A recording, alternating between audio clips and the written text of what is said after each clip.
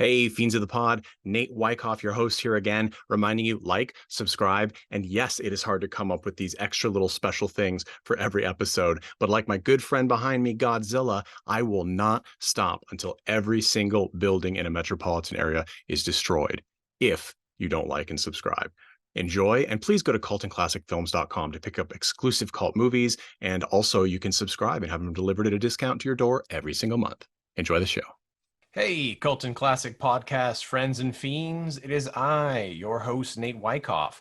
I wanted to let you know what is special about this episode. It is that it was originally intended as a mini-sode, meaning a short 10 to 15 minute episode as a bonus that would come later in the week after the normal episode is posted. However, because our hosts and guests, yes, myself included, were so passionate about the subject, it became a full-blown episode, so I am proud to present it to you here as a full episode. Thanks so much for listening to Cult and Classic Podcast, and enjoy. Welcome to Cult and Classic. Welcome, friends and fiends of the pod, to another episode of Cult and Classic Podcast. Today we have a special mini-sode for you. That is a mini episode where we go over very specific topics. And this topic for this mini-sode is Your Protagonist Sucks. We are going to talk about our films that we most dislike the protagonists, and I am excited to hear all about it. With us, as usual, we have Jeffrey Tucker. How are you doing, Jeff? Good. I probably hate something that you love. That is we're going to counter a lot of that. I think we're going to have some gridlock here. And also, we have Tad Mastroianni. How are you doing, Tad? I'm a ghost, and I'm practicing spectral distancing. Spectral distancing. How appropriate of you. And with us, we have Amanda Longley. Mandy, how are you doing? Good. I'm feeling feisty. Ready for some good debates. Ready for some debates, yes. Well, that is what we've got going on. And I want to give a shout out to our patrons. Remember that in addition to listening to our podcast, you can also watch videos of us on our Patreon. Or rather our Patreon site, if you're a patron. It is $1 a month to get access to all the videos, plus upcoming special features like additional movie reviews, rants, and all sorts of cool creative goodness. You can also donate $5 or $10 monthly as well, in which case we send you physical goodies like autographed original trading cards. They are super legit, and zines, which feature all sorts of craziness from us. So it is super worth checking that out. Go to www.patreon.com/cultandclassicpodcast for more on that. And we are going to dive right in. Now, I am going to start with Tad. Tad, you were tasked with picking a movie where you thought the main character was abhorrent, obnoxious, somehow sucked. And you picked which film? Scott Pilgrim versus the World. Scott Pilgrim versus the World, starring Michael Cera, correct? Yes, and nobody get it twisted. I love this movie, and I love most of the characters in this movie, but it's so easy to hate Scott. It's actually really easy to hate most of the main characters in this movie because they're a douchebag. But the main reason that I picked Scott is because he's an easy target, because he's a milquetoast motherfucker who has no personality and yet somehow manages to break 3 different hearts throughout the movie, I believe. It's where do I even start? So for people who aren't familiar with this film, it's really interesting. It's from 2010. Brian Lee O'Malley wrote and I believe illustrated as well comic series. It's a Western comic series, but it's in like the manga format, and it's about the titular Scott Pilgrim, and it's called Scott Pilgrim. And this is the live action adaptation that Edgar Wright directed. Edgar Wright also made a lot of the sort of, what would you even call those, the vehicles for Simon Pegg. Shaun of the Dead from 2004. He was director of that. He directed The World's End. So he's done some great comedic stuff. Interestingly enough, he also directed the video for Beck's song Colors, and I'm sure it in part came to be because Beck orchestrated much of the music in this movie. The music in Scott Pilgrim vs. the World is super awesome. Tell us a little about the plot for this movie for those who are not familiar.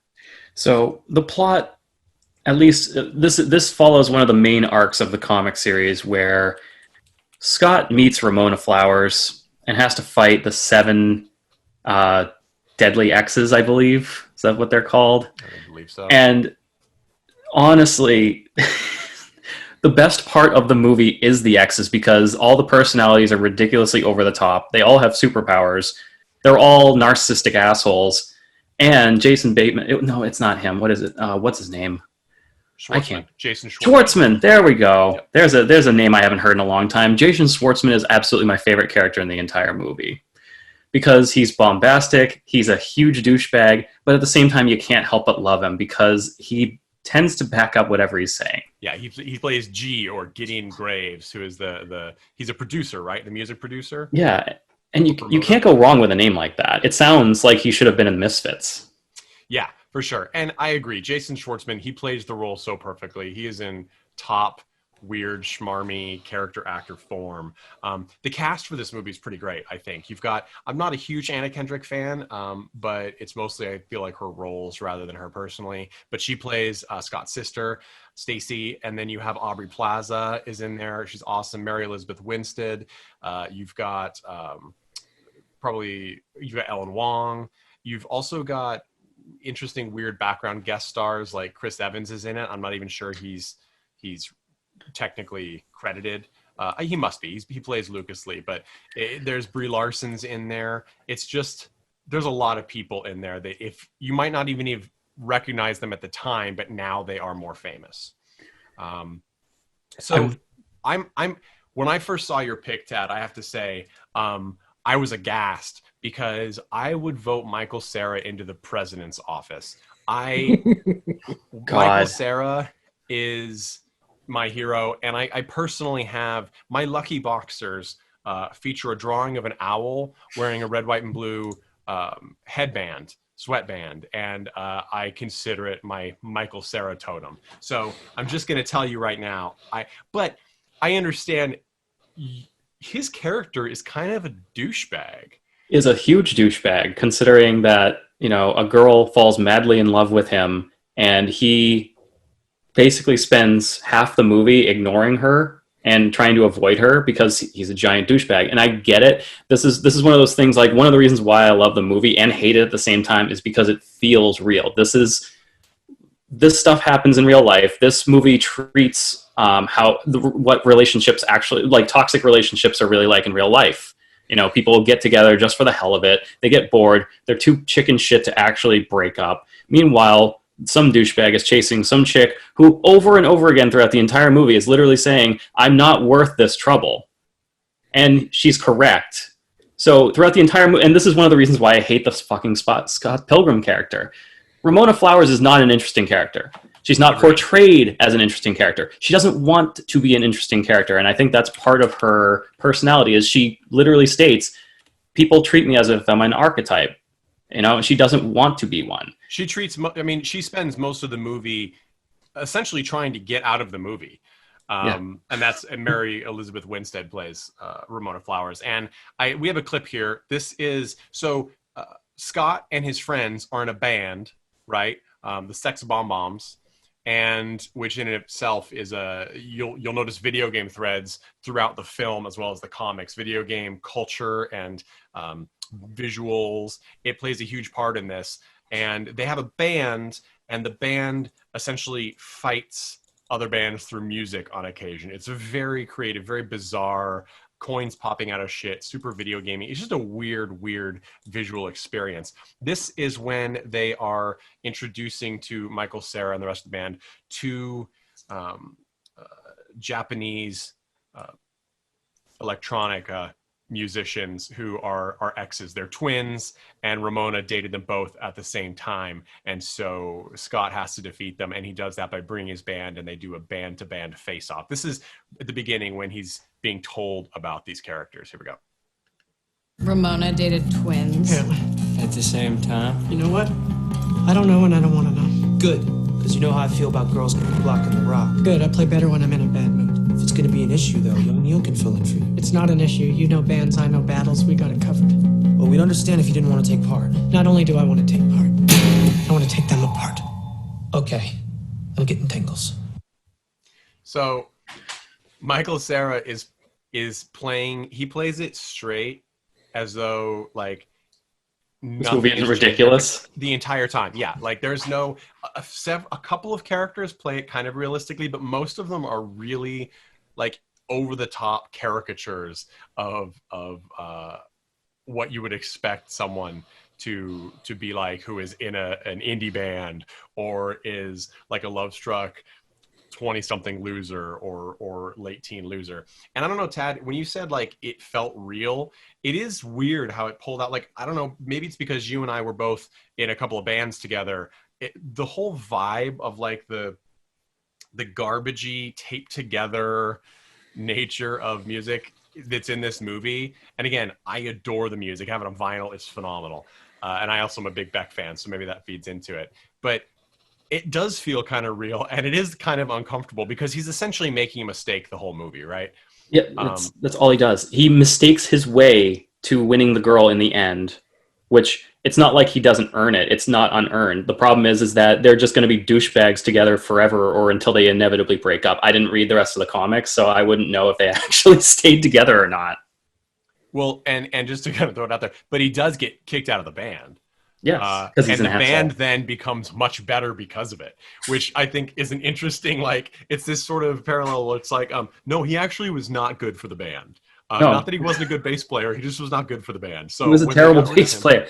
I love how the movie doesn't even like try to hide the fact he's fucking terrible. He sounds terrible, and they eventually they're just like, all right, you're out. Yeah, and if you're in a band, you understand what we're talking about with bass players. I'm sure there are some fantastic bass. I know some people who I love who are bass players, but we had one bass player for a hot minute in the Chud, at which point he was homeless and disappeared with a bass for like 2 years.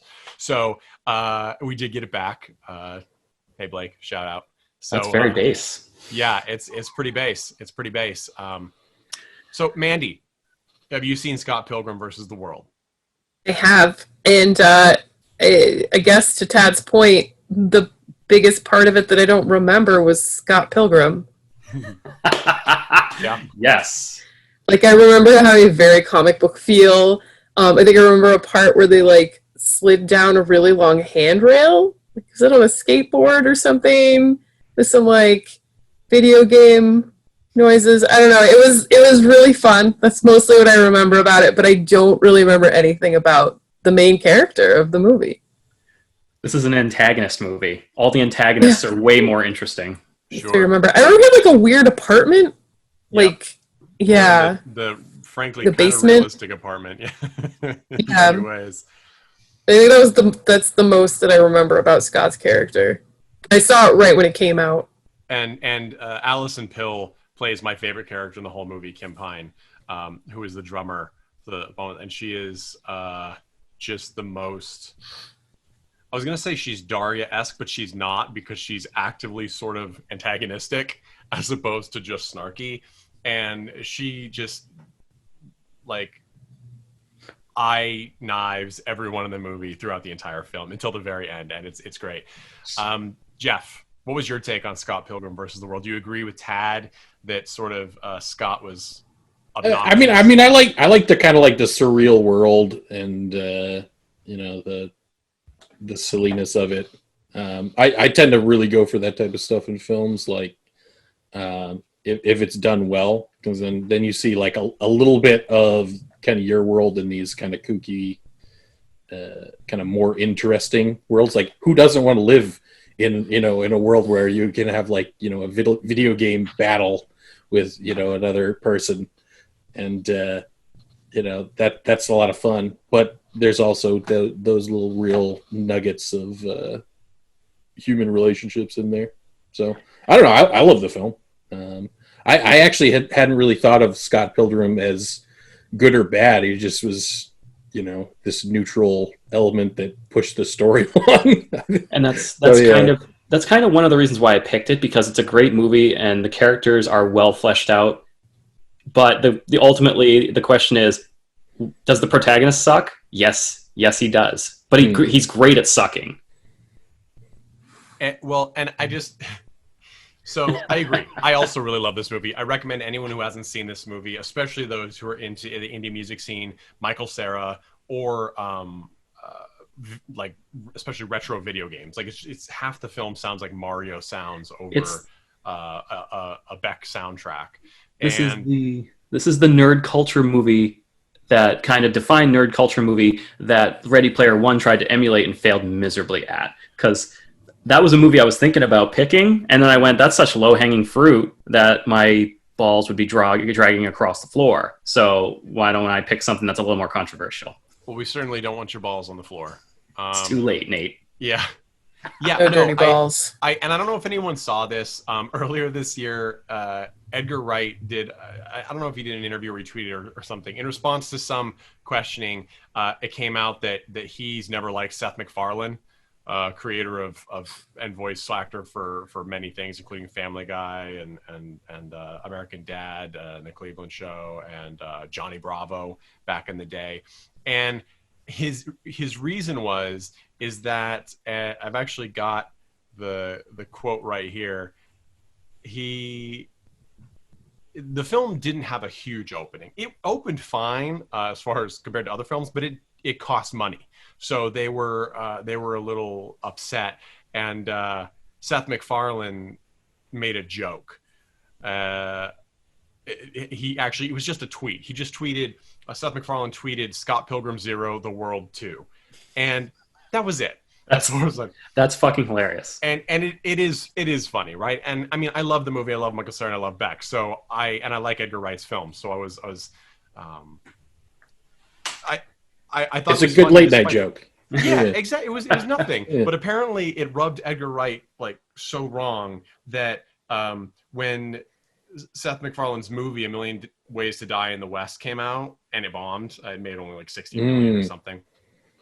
He was like, ah ha ha, and I was like, is that you direct comedies? A little vindictive there, and you can't take a sentence fragment tweet joke about your Scott Pilgrim film. I don't know why that totally blew me away, but it was the weirdest sort of thing to come back with. How many years later? 10 years later. So I don't know if I feel like Edgar Wright is still like, oh, Seth MacFarlane, you ruined my chances at film. And I'm like, I don't think that happened. I don't think that's what happened at all. Edgar Wright, Seth MacFarlane, feel free to write in. Let's weigh in on this. That's interesting because the like late night talk show hosts or whatever, like every night go and make fun of like people like this all the time, right? And they don't usually get a lot of flack. And I kind of see like Seth MacFarlane as like the late night talk show host that just never got a show. I feel like he'd be good in that. Yeah, and I mean, now people disagree with me, but I mean, I think what caused a glitch in Edgar Wright's career was Baby Driver in 2017. So I don't know. That maybe that's a low blow. People like that movie. I don't know. I don't. Never even heard of it. Oh, well. I haven't seen it. They got good ratings though. It did. I mean, go see it. Sure. I mean, it's your 2 hours. Was this a sequel to Baby Stay Out or something? No, I don't even know. I'm just gonna say, just watch the movie. It's not a terrible film. I will say that I'm interested in Edgar Wright's next film, which is coming out sometime next year, called Last Night in Soho, and it's a time travel movie with a little bit of horror elements about a girl who becomes a sort of a jazz singer in London, I think, or some sort of singer in London, like a club singer. It seems interesting, so keep your eye out for that one. But okay, Tad, so I think it's interesting that you picked a movie that you like with a character that is obnoxious. Do you think that if you got a new character in there with more personality, it would have been a better movie, or do you think it's just not structured that way? No, I absolutely think the movie wouldn't have worked if he wasn't a douchebag. But I felt it was really worth subverting your expectations once again, Nathan. Oh, yeah, it's true. Okay, we're gonna move on. Mandy, I'm gonna go with you next. And here's something interesting: is that when we prompted these questions to all of you guys for your responses, everyone actually took like a lot of time to think about it and sort of had some difficulty getting the films that they wanted to talk about in line. But you like shot back. It felt like you emailed back real quick. You knew exactly what you were going to talk about. What movie did you pick with a sucky protagonist? Oh, Ferris Bueller's Day Off. Ferris Bueller's Day Off. Hate Ferris Bueller. Hate him so much. I think the movie's really fun. Like, I don't know if it could have been approached in a way where, like, the main character was just not a complete dick. But, like, I think, you know, when I was a kid and I saw this, like, I've always been a Cameron. I was, like, 3 going on 30, like, from the beginning. So I was just like, I mean, like, I could see he's having fun, but he's having fun at everyone's expense. He's, like, jerk to his best friend, getting him in trouble. Like, he's lying to all these people, saying his girlfriend's grandparent is dead, and like Christy, his friends aren't going to do it. He's just like, he hates his sister, which I'm not okay with, having a little brother that, you know, would hate me or be a jerk to me. Like, that wouldn't be okay at all.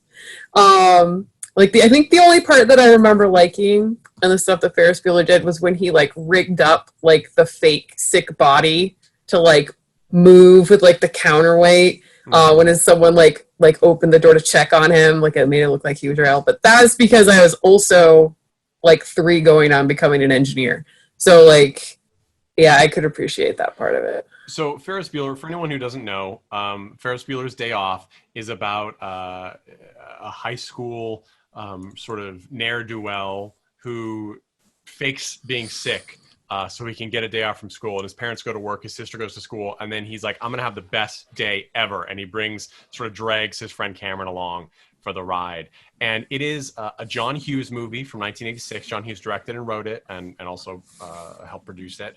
And Matthew Broderick starred as Ferris Bueller. And this was really his big role, I feel, was Ferris Bueller's Day Off.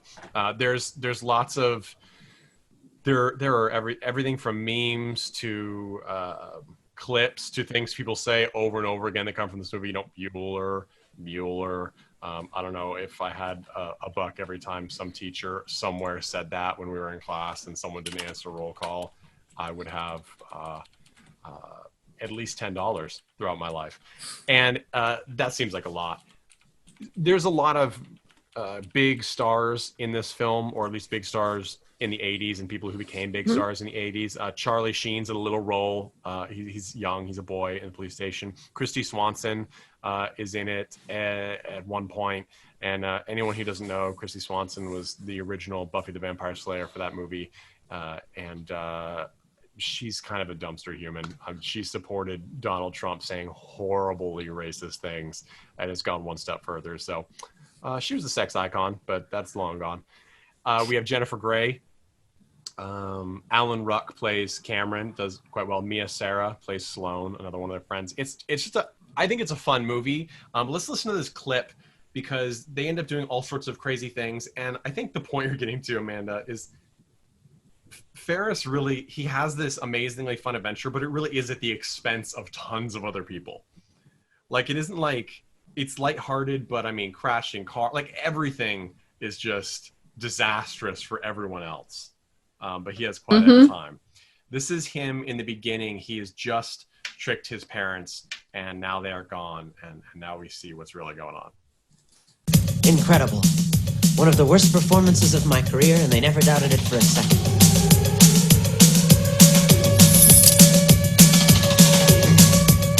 How could I possibly be expected to handle school on a day like this?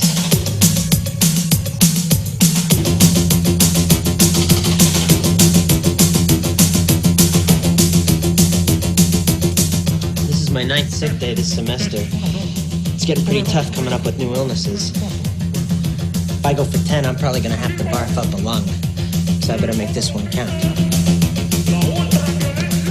The key to faking out the parents is the clammy hands. It's a good non-specific symptom. I'm a big believer in it. A lot of people will tell you that a good phony fever is a deadlock, but you get a nervous mother, you could wind up in a doctor's office. That's worse than school. You fake a stomach cramp, and when you're bent over, moaning and wailing, you lick your palms. It's a little childish and stupid, but then so is high school.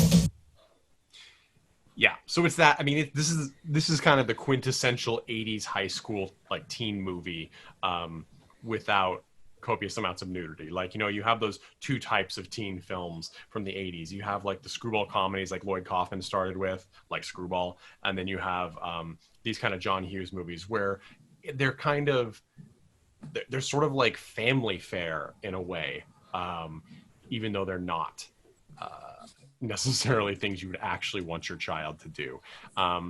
John Hughes, I'm a big John Hughes fan. He died too young in 2009, but he'd stopped making movies for some time before, but he's done tons of stuff. This falls like right in the midst of his most famous phase, I think, because this is 86, and in 85 he'd done The Breakfast Club. He did 16 Candles in 84. He did Weird Science in 85, Pretty in Pink the same year as Ferris Bueller's Day Off. Some Kind of Wonderful was in 1987, and which was a little bit more kind of the serious one of the bunch. And then he went on to do some other things. He wrote Home Alone, Uncle Buck, The Great Outdoors, Planes, Trains, and Automobiles, which is currently being rebooted by Kevin Hart and Will Smith, I think.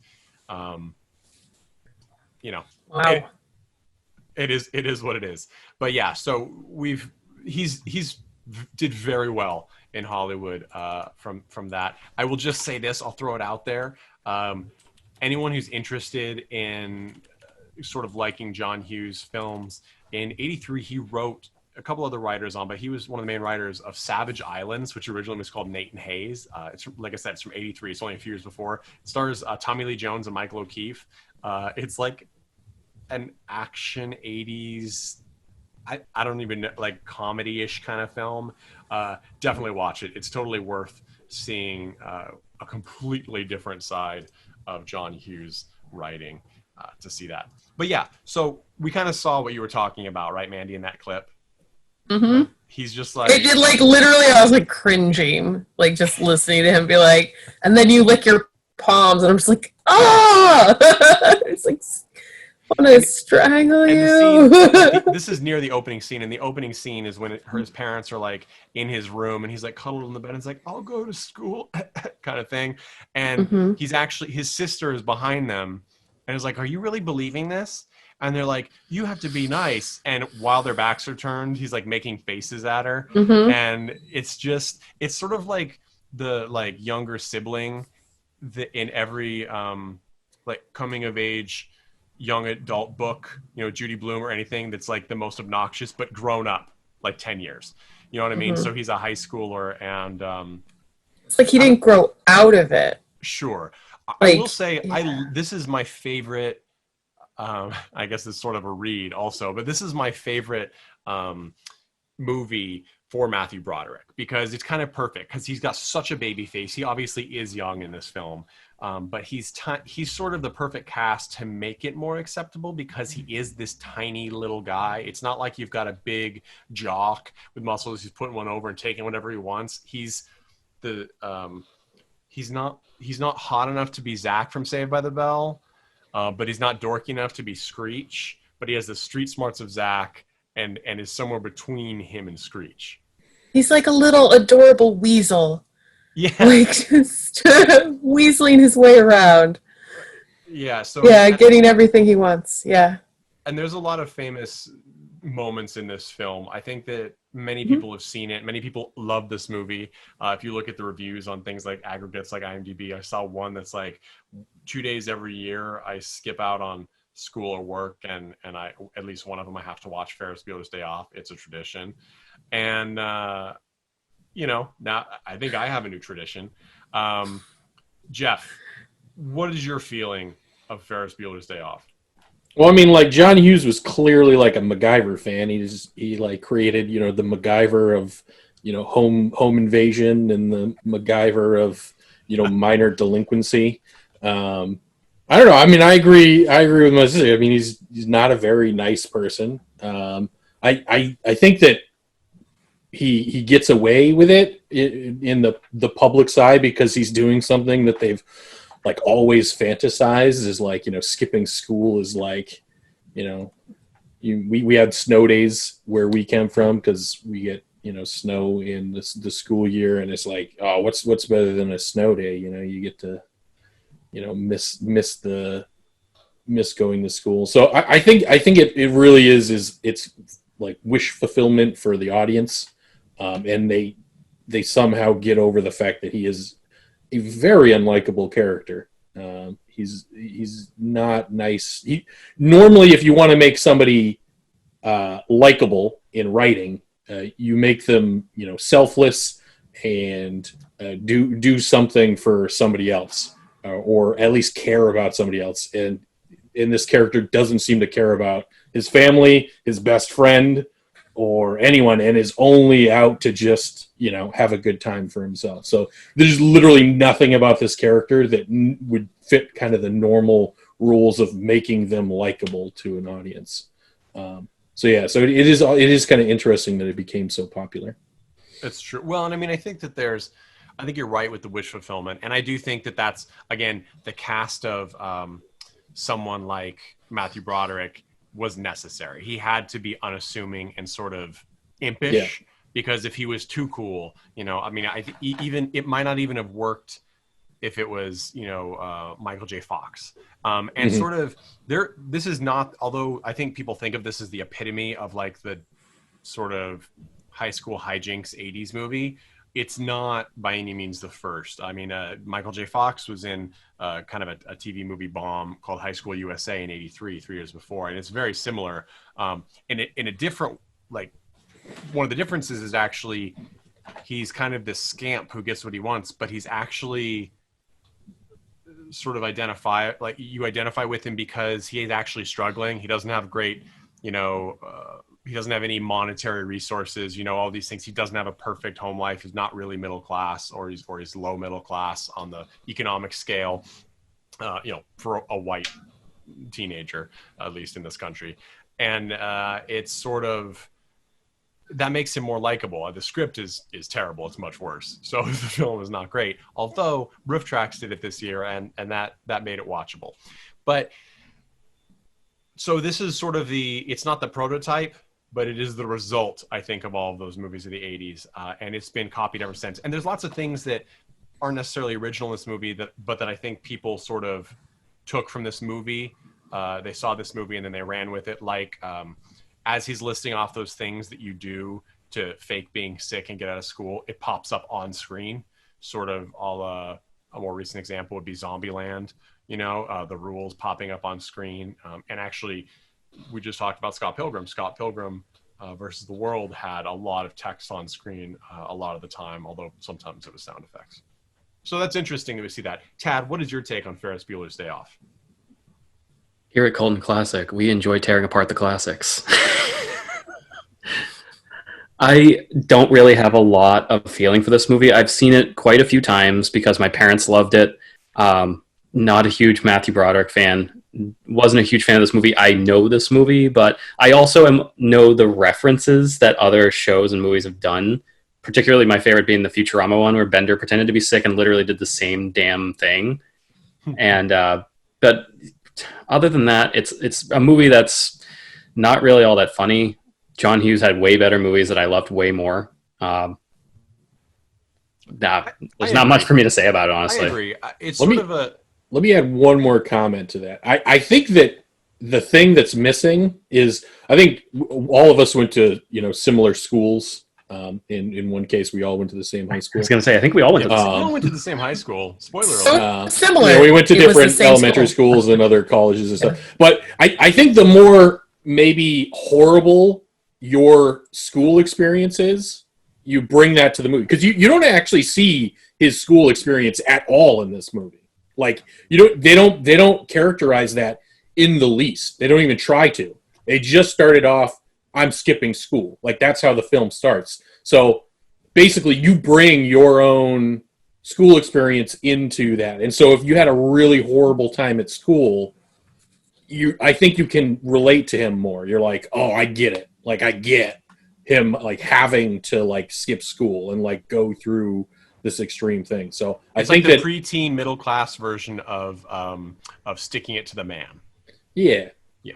So the more that you need that, I think the more this movie speaks to you, which is interesting because that I think is in some ways a bad way of doing filmmaking, but maybe in some ways good because it really leaves a lot of space for the audience to bring themselves to the film, bring what their emotions, their feelings, true escapism. Other than It's interesting. I just made me think. We had some high schools, and this is very Bueller-esque. They have a skip day, right? Where like it's sort of expected that a great number of students will just not show up. And I don't know if this is still relevant or if it's really going away. I think maybe it was more relevant before our time. But we had do you remember we had a skip day at the high school we went to, and it was a half day. And it was usually, I think, the second, like the Friday of the Deerfield Fair, which was like the big fair in our little country area. And do you guys remember that? That was skipped. Oh yeah, it was expected. Everyone was going to be there. No one was going to school. Here's my favorite story about this is on skip day, because I think oftentimes people went in the morning and just left at lunch, right? Am I making that up? No, that sounds about right. I think that was right because I think sometimes we would be there in the morning because people were like, they wouldn't mark you absent even though it was an unofficial rule. Some of us actually gave a shit about our attendance. So I think we all took the computer classes at the time. Like the program, things like that. There was this one, I forget his name. He seemed like a nice man, but he had no business teaching a programming class. We'd already well exceeded him with our previous instructor who got a way better, higher paying job somewhere else. This guy, after this, by the way, I saw him again working at Home Depot, and I don't wish him, he was an older gentleman, I don't wish him any harm, but I think it tells you something, because this was skip day. It was probably the last skip day that I remember, so senior year maybe. Our good friend Russell was in that class with us, and oh Lord, I guess Russell stories are great. I guess he had saved some pornographic pictures on a drive or something. And this teacher had found them, and before we arrived at class, he had printed them all out. And I actually don't remember this story, and that took a very unexpected twist. And then he printed them all out, and then he held them up to us one by one as we entered, with his hand over, I guess, the naughty bits. I don't think that's possible, but just like it was supposed to show us, and said, "Which one of you did this?"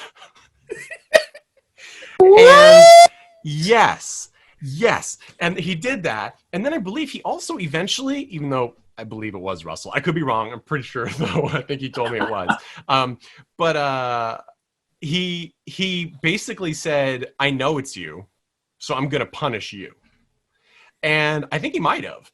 At which point my sense of righteousness was hugely offended by this. And because I'm like, first off, so I went to my mom, who is she is a powerhouse of her child's rights. And so the headmaster, because we had a quote unquote headmaster at our high school because we were quote unquote semi-private, which is quote unquote not a thing. And we, and he would actually dodge my mom when she'd come in to talk to him. She'd go to the office because he wouldn't answer his door or his phone. So she'd go to his office and they would say, "Yes, he's in there." And so she would just go in. And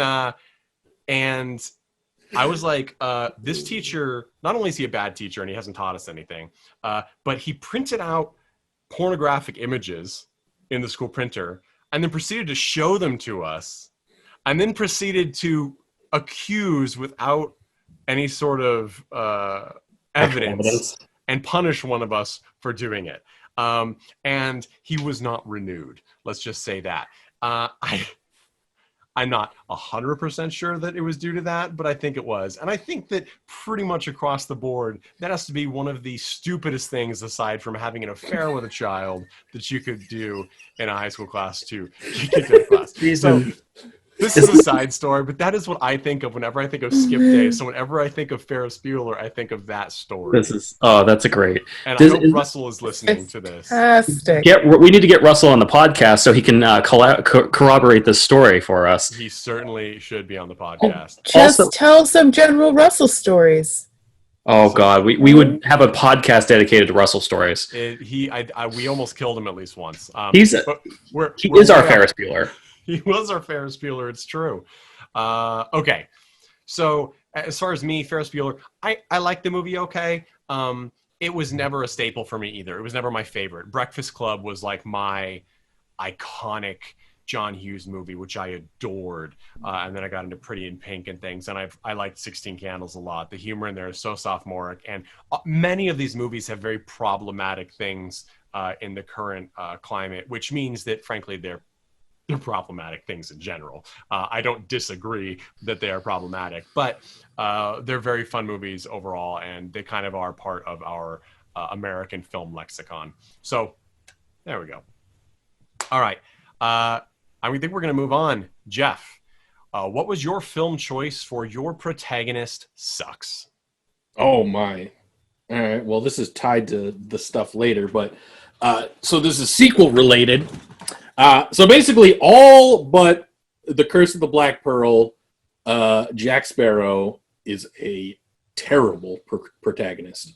And we're talking about those are the Pirates of the Caribbean franchise. Pirates of the Caribbean, yes. Johnny Depp's Jack Sparrow. I can't wait to receive some hate mail. Dude, I will defend this. So here's the thing. So in the first movie, they do a great job of setting up an actual movie where you have characters and they have, arcs, and you develop those characters throughout the film, and there's some sort of conclusion to everything that happened, which is great because in that case you have Will Turner as a protagonist, and I can't played by remember. Orlando Bloom. Yep, played by Orlando, and Keira Knightley's character I can't remember. Elizabeth Swann, thank you. Those two are your protagonists for the film, and it works, right? Because the heart, the beating heart of the film is the romance between these two characters and their lost love, and their star-crossed lovers, or whatever version you want to go for. Well, Jack Sparrow is sort of just the catalyst that brings that allows them freedom, right? To become pirates, essentially. Yeah, I would describe him as the character equivalent to weather. Like some days he's a nice, wind blowing east, bringing you home to the Caribbean, and some days it's a hurricane, right? Like he's like a trickster. He's like, he's like a, and if I were to rewrite things, I would just make him the trickster god. That's his thing, because it was really his character. He was just chaos. Like some days he was helpful, some days he was not. And it was interesting for exactly one film. And then for some reason, really, actually, I know the reason, it's one reason. Everybody loves him because he's a great side character. He's the character that you're going to take away from this film and be like, oh, I love that. Like when he shows up, he rides in on the leaking boat and, it's sunk. And he lands on the dock in the crow's nest. It's hilarious, and it's he still pays the fee to dock his boat that's sunk. You immediately endeared to this character. You love him, and throughout the film he's this rapscallion. He's a pirate, he's truly like a pirate. And unfortunately, once this film ends, they make a ton of movies with this character as the protagonist, and he just can't be. This character just can't be a protagonist because he has no dreams, he has really no motivations, or he's just there's not chaos. much of a story arc for him because he's just chaos. He's just chaos. See, he can't be he's not a character. He's the weather. So literally, I've seen some of these other films. I don't remember them. That worked for Twister, right? Yeah. Exactly. Yes. Twister. Yes, Twister was.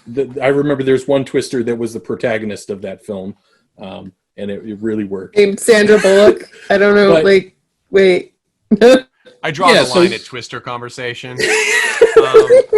My podcast, Oh yeah, so you my draw rules, my draw one this rule. character through another like 8 films. I don't know how many there are. There's been Who 5, knows? I believe. Nobody knows how many they are. Nate I doesn't can know. name them. He's just saying a number. Nobody knows. The final how many film. movies there are. The final It's film. 8 in 2020 counting. It is not 8. It could be. It is. could be. So there's, Nobody there's knows. the original. So they Nobody tried after the remembers. success of the first film, The Curse of the Black Pearl, which I agree was a self-contained arc. Mhm. Then there were 2 additional Curse of the Black films. Pearl that we had 8 sequels. There's first the Black Pearl, and then we had 4 sequels. There was then what was it? What was the second one See, called? he doesn't even know. You're right. I lost he has it. the internet in front of him, and he Things doesn't know. happen. Well, so here's the thing: Dead Man's Chest. So Dead Man's Chest, I actually liked that film a lot. I actually thought it was quite strong. That's when we get Bill Nighy as Davy Jones. Mhm. And I thought that was a solid follow-up. I mean, it's clear that they kind of reopened the first movie because they didn't realize that there was going to be a trilogy worth of material. I mean, and as you're saying, there really isn't. And so they reopened it. I thought that they did a good job with that because they introduced a very strong villain with Bill Nighy's character. And then their At World's End was very clear, the third one, that they didn't know where they were going with that arc. And I think most people, I'm going to read you for Filth, Tad, because I remember you liked this movie when it came out. Sure did. You were like, that was the best one. And we just kind of all turned.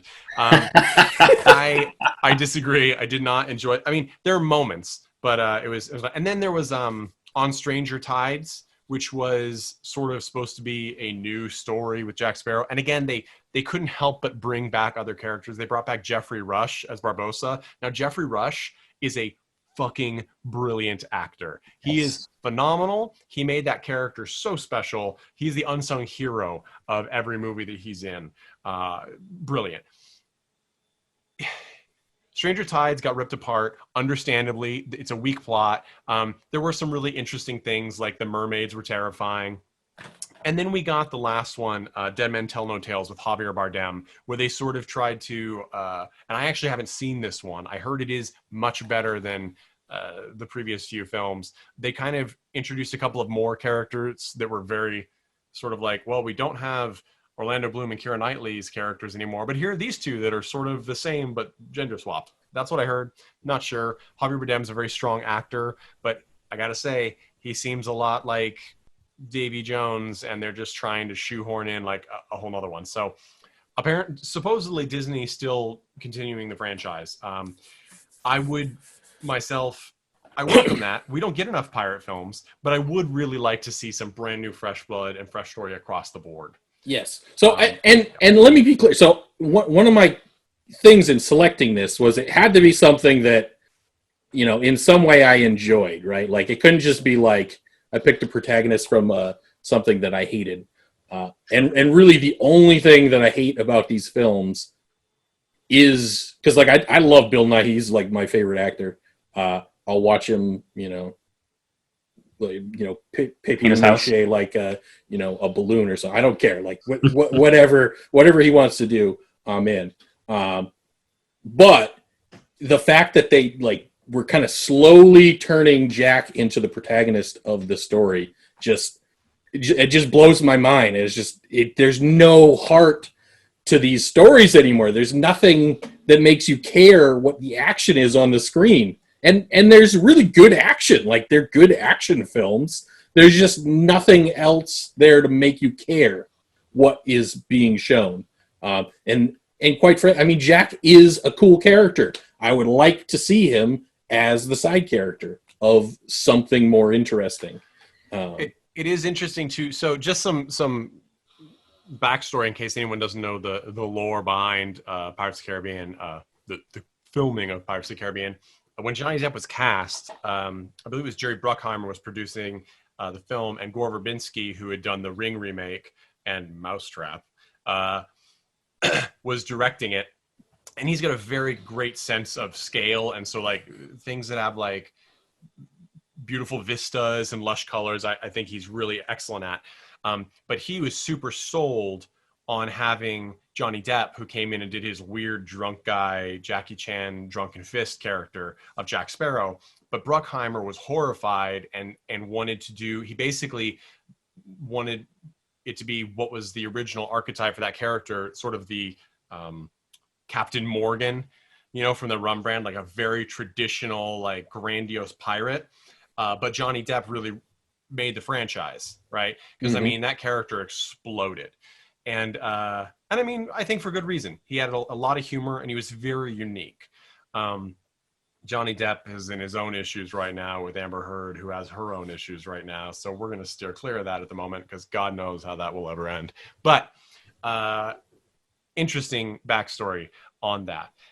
I think part of the thing that got me that they lost in the sequels too is Jack Sparrow actually has a backstory in the first film, The Curse of the Black Pearl, right? Like he essentially has connections with this ghost ship led by Jeffrey Rush and his crew members, and it's his old ship. It's Jack's old ship, and he wants it back. And Captain, is it Barbarossa?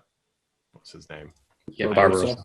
Yeah. Anyway, so the point being, there was a little bit more that we learned about Jack, and I guess in the last film, Dead Men Tell No Tales, there is also backstory.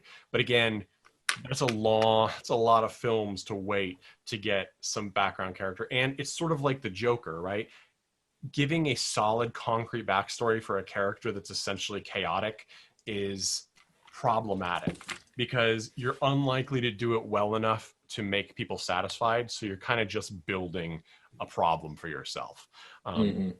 There's a reason why, you know, you don't understand the backstory of Heath Ledger's Joker in Dark Knight Returns. Like, there's a reason. Because if they gave it to him, because originally, I guess, there were thoughts that they would actually have the backstory with Heath Ledger's characters. Like, you want to know how I got this scar? And he'd say the same story. Well, obviously, we know he changes it every time, which makes it all the better. So we never... That's one of the best parts of that movie, actually. Yeah, absolutely. It's like an unsung part, yeah. Very much driven by that actor's character choices, right? Very much like Jack Sparrow. So, you know, I think you're right. I think a lot of people agree with you that maybe has outlived its welcome. Being a big fan of the ride that the movie is based off of, and let's not forget, this franchise is based off a literal ride at Disneyland, right down to the dog holding the keys that let people out of the cells. Like, that's what it is. Yeah. I would love to see it. It wouldn't even have to officially be a reboot. I would love to see a new story featuring new characters, and if you want to throw in background Easter eggs for things, great. But that's probably where you should take this one. So, I mean, we're eventually going to talk about sequels, and the problem with this is when you have like this thing that people like, Jack Sparrow, people like it. I feel like the thing that, you know, the corporations do is they say, all right, we got this thing people like, we're going to beat the audience over the head with this character until they're dazed, and then we'll just loot all their money. That I feel like is essentially the definition of sequel. Like, I think there's another one you can get in a dictionary, but in my mind, that's what it is.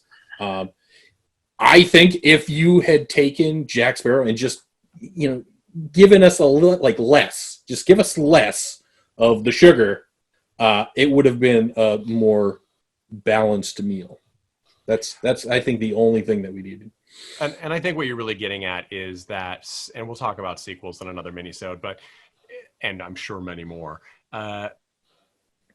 It's that mindset that the sequel needs to be what the audience liked from the first one again.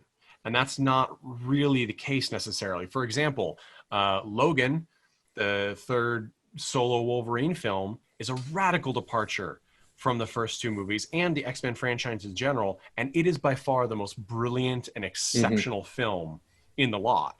And that's because they said, this is the kind of movie we're making with these characters, as opposed to these are the characters from last movie, what are we going to put them in again to recreate last movie? So that's I think the core of the problem. But yes, I think Jack Sparrow, I think you're right. He is not a full-fledged character. He was never intended to be a full-fledged character, and trying to squeeze more out of him than is actually there, it's going to cause some problems. I mean, 15 films. It's too many. It's too many. I'm looking forward to the Pirates of Transformers Caribbean. Yeah. That's where I think the franchise is officially going. Okay. Look, we're going to move. This mini episode is becoming a full episode, which is, I love it, but we're going to move on to the final selection for this mini-sode. Your Protagonist Sucks. But first, I do want to play to give credit to the great parts of the Jack Sparrow character. This clip from Jack Sparrow with Orlando Bloom as they are stealing, I believe it's the Interceptor, an English ship. Hey! Everyone stay calm. We are taking over the ship. I avast! This ship cannot be crewed by 2 men. You'll never make it out of the bay. Son, I'm Captain Jack Sparrow. Savvy? And that is, of course, what became his catchphrase, savvy. And I really loved Depp's gravel in his voice that he put in for that role. And I think that it's really, I mean, it's iconic. It's one of those roles that no one in contemporary time will be able to step in those shoes and do that character. So it's sort of, it is what it is. Also, I heard that because Johnny Depp notoriously does not like to do things like sequels. He doesn't tend to even do mainstream films, really, until this latter half of his life. But I guess he did it, the money. Yes, he did need money. That is absolutely true. At some point, I believe he might have even filed for some level or approaching bankruptcy at one point for his spending. But he said he did it for his kids. So, or some young people somewhere. And that's always a nice thing to hear. But, you know, that Disney money, though, that ain't that Disney money. Yeah. He did it for the wigs. Did it for the wigs. I always liked that they gave him kind of rotted ass teeth, because I'm like, yeah, that's realistic. Let's do that. I'm hesitant to go to my film choice.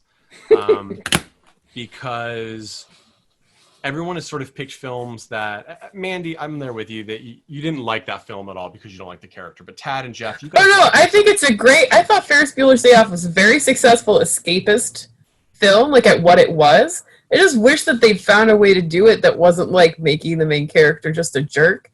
Because like, it gets confusing. Like, do you love the film? Like, you love the protagonist, like you want to kind of be like, I mean, you want to have the things that he has, but like don't really want to be him, but you want to stick it to the man, but like he's a jerk. Like it's, I mean, complicated, but it's just like, it bugged me. I just never liked him. I wish they'd done it better in a different way and that the movie still worked, but like clearly they didn't. It's true. They didn't. They didn't do that. This film has 2 main characters, and I despise it. I despise the characters. I despise the film. It actually made me angry at the cast a little bit when it came out. So... Yeah, we're just going to dive right in. My choice for your protagonist, in this case, your Protagonists Suck, is Silver Linings Playbook. Oh, now, yeah. This film was nominated for many Academy Awards. And you've brought this up before. How much you hate this movie. I have. I have. You have. Usually it comes out in the morning when I'm brushing my teeth and I remember that I exist in this world. But no, Jennifer Lawrence, I think, actually won Best Actress for this. Is that correct? I can't remember for sure. But yeah. And that was in 2013. This film came out. It is directed by David O. Russell, who wrote the screenplay based off a novel by Matthew Quick. David O. Russell. I don't think there's anything wrong with the directing. He did American Hustle. He also did Three Kings, which let's talk about. I think that came up on our War is Hell episode, that I don't like that movie either. So I think he tends to take films that I don't like. But he also produced Anchorman and the Legend of Ron Burgundy. So maybe I don't know, can forgive him. I'm not sure. But here's what happens in this movie. So it's got a great cast. Bradley Cooper, Jennifer Lawrence, and the father of Bradley Cooper's character, Robert De Niro. So Bradley Cooper has sort of a breakdown, and he gets out of a mental institution. He was a teacher, now he's not a teacher. He's moves back in with his parents. He has an ex-wife.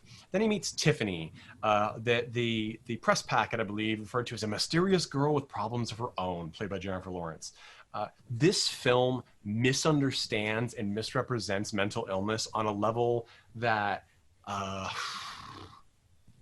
it's unbelievably bad, is all I'm going to say about that part of it. Because here's what happens.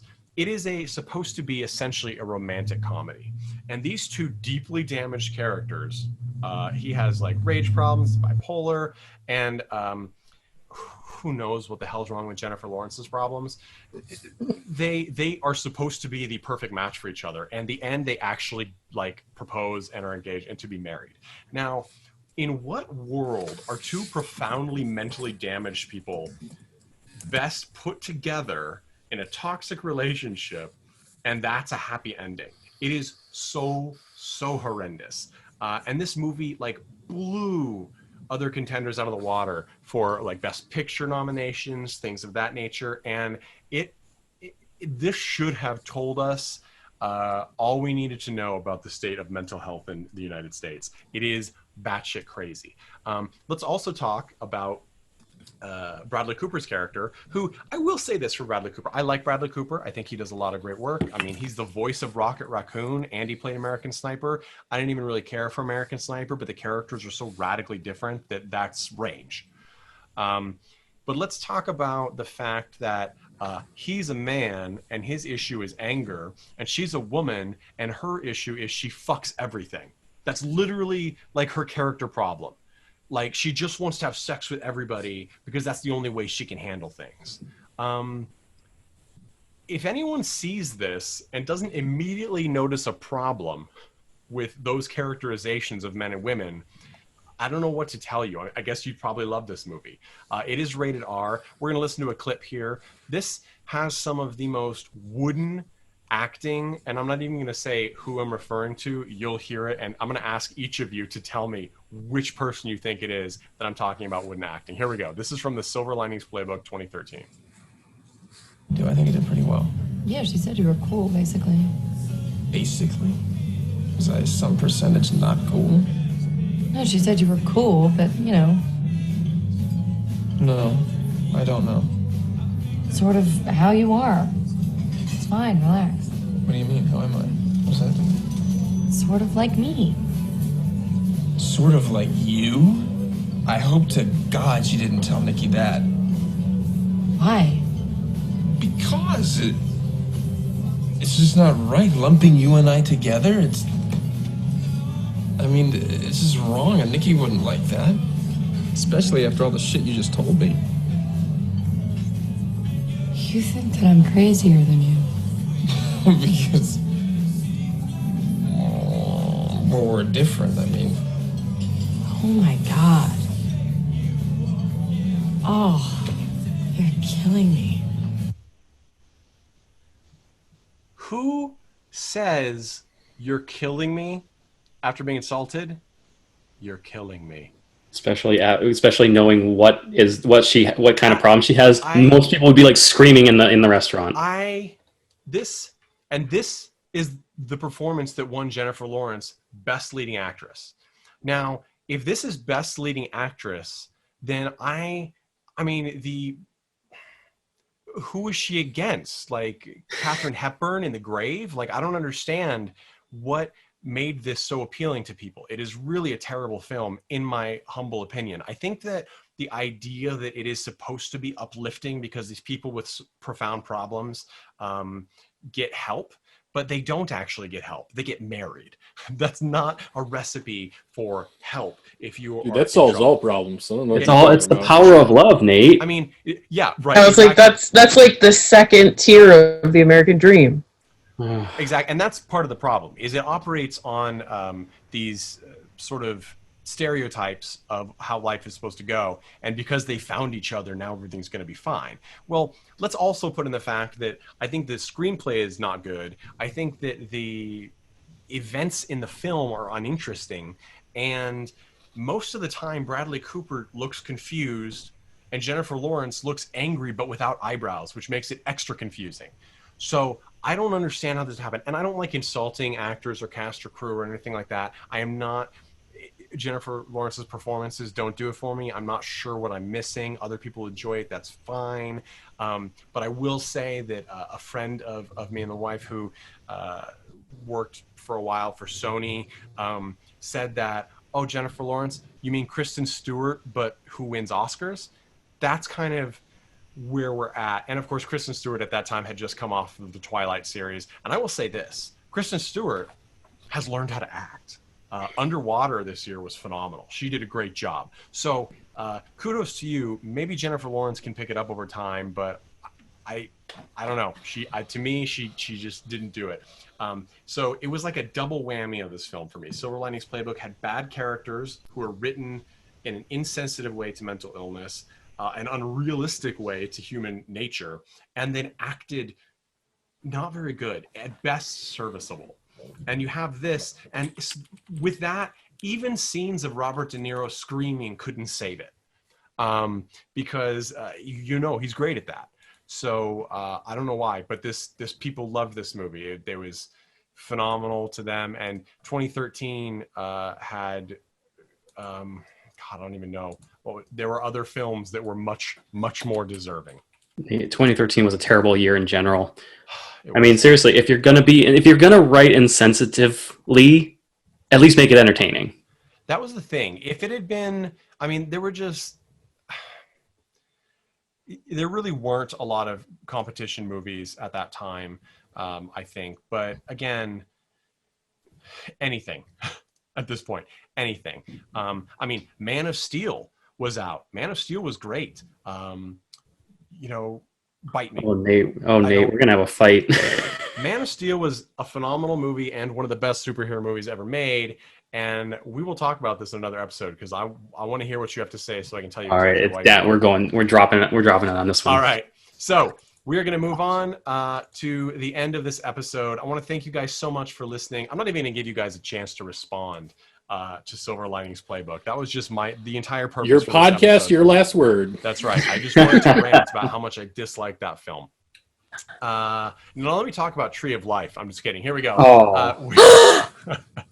We are going to wrap it up here. To play us out, as always, is the Chud. Remember, you can join us at www.patreon.com/cultandclassicpodcast. We're also on Instagram, Facebook, and you can visit our website at www.cultandclassicpodcast.com. Remember, too, you can email us recommendations, or if you have films that you're interested in hearing our opinions on, then you can email them to us at cultandclassicpodcast@gmail.com. Thanks so much, and we look forward to hearing from you next week.